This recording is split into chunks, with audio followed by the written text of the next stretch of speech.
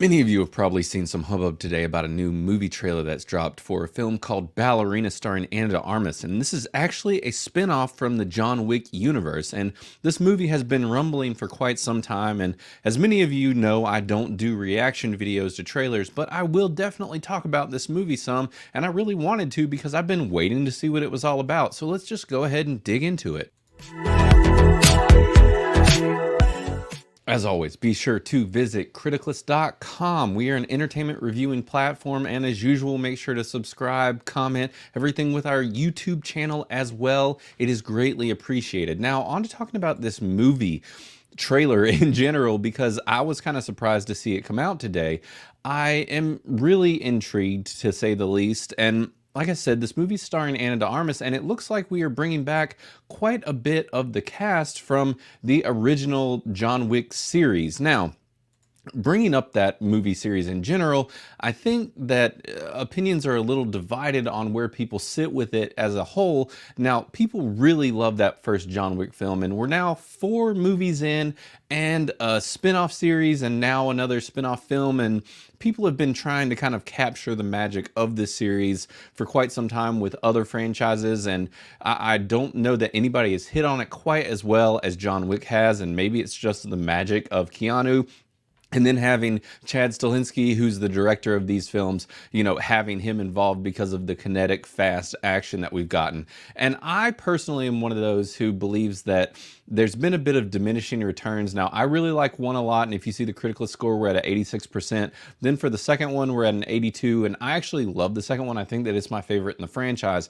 But then that's where I think that they start to take a little bit of a hit, where Parabellum is sitting at a 70% on Criticalist, and then we're at a 77% for John Wick 4. Now, personally, I was not a fan of this film at all. I gave it a 50%, or actually a 40%. My Friends with Benefits is a 50. I'm just not a huge fan. And this is one of the things that I wanted to talk about with this movie trailer coming out, is that as I started watching, I'm like, wait a minute, is this the whole original team back? Who's doing this movie? You know, is this the whole crew if we're having returning actors? And to find out, we are not. This is actually going to be directed by a whole new director, which is Len Wiseman. Now, if that name sounds familiar at all, Len's been around for quite a bit of time now, and he is not one of these directors that's known for putting out just absolute bangers, but he was tied to the Underworld franchise, which I'm a fan of and feel like those movies are a little bit underrated. He actually did the Swamp Thing television show, which got canceled and was actually fantastic. So, I mean, he's done some good things. He's been mostly tied to television over the past couple of years.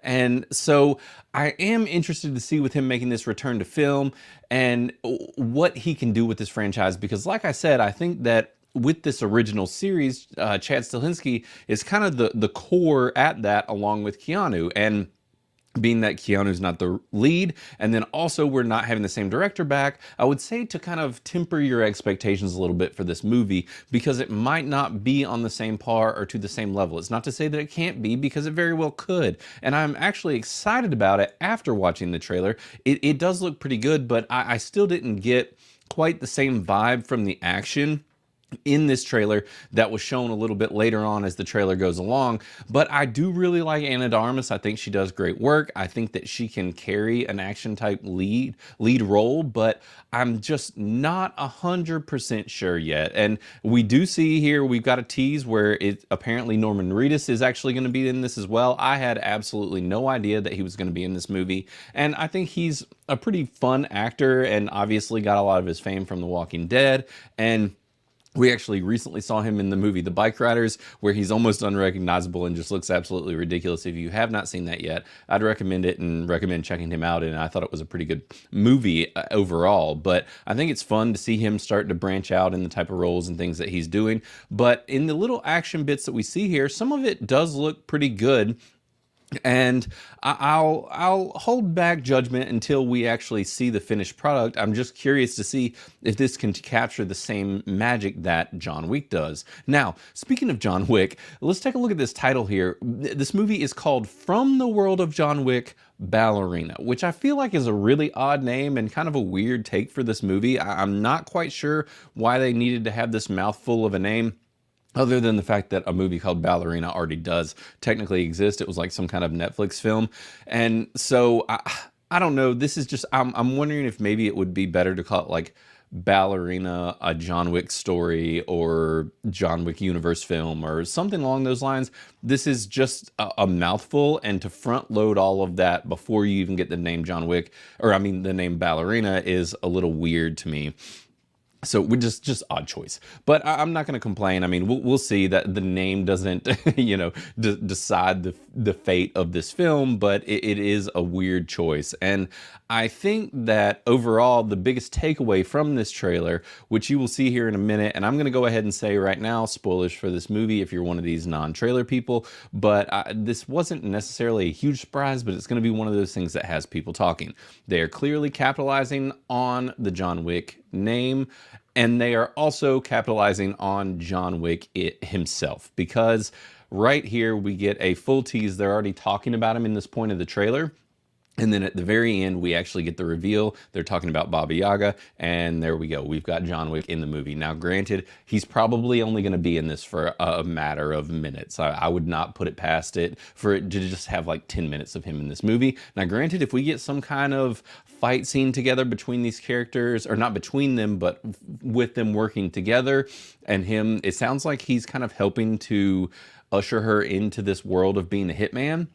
That could be pretty cool if we have a fight scene with them together, and to see kind of how he works with her and how they kind of ping off each other. That could be really fun. And I am also interested to see where this falls into the timeline of the John Wick universe, because if you've seen John Wick 4, then, and I don't want to do any spoilers, but there's just some questions for me as to where this lands. But all in all, I think it looks neat, and I'm fairly excited about it. I'll definitely check it out, because these days I pretty much watch everything. But I like the John Wick world. It's just after that last John Wick film where I gave it a 40%, it's like it was a bit of a dud to me. It just went on a little too long. It was just too much. I mean, it's a 2 hour and 50-minute movie. That's too much movie. And the others, you know, where they're hanging in that 2 hour range, which is a lot better. And even that first one was a brisk like hour and 45 minutes. That's where you need to be, not 3 hours for an action movie like this. So this one, we'll see what Len Wiseman is able to do with it, and what his return to film can kind of